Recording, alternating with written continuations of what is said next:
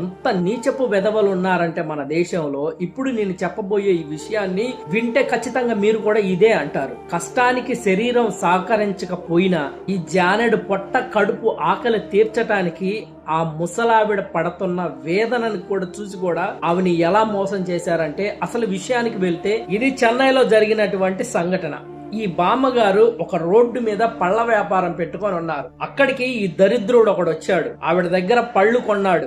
500 రూపాయలు ఇచ్చాడు. తిరిగి బామ్మగారు వాడి చేతికి 400 రూపాయలు ఇచ్చారు. అది అలా పక్కన పెడితే తరువాత ఇంకొక వ్యక్తి వచ్చాడు. ఆ బామ్మగారి దగ్గర పళ్ళు కొన్నాడు. ఆ బామ్మగారు ఈ ఎదవిచ్చిన 500 రూపాయల నోట్ ని అతనికి ఇచ్చింది. అతను చూసి, బామ్మ ఈ 500 రూపాయలు ఇది చెల్లదు అని చెప్పగానే ఆ బామ్మగారి కంట కన్నీరు చూడాలి. అసలు తట్టుకోలేకపోయాను నేనైతే.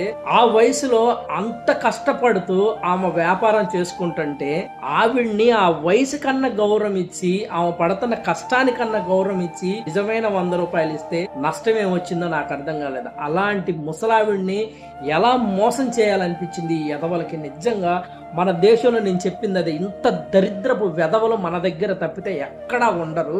నాకు అసలు ఇది తెలిసిన మరుక్షణం నుంచి నేను అసలు తట్టుకోలేకపోయాను. అసలు ఇలాంటి వాళ్ళని ఏం చేయాలో కామెంట్ లో తెలియజేయండి.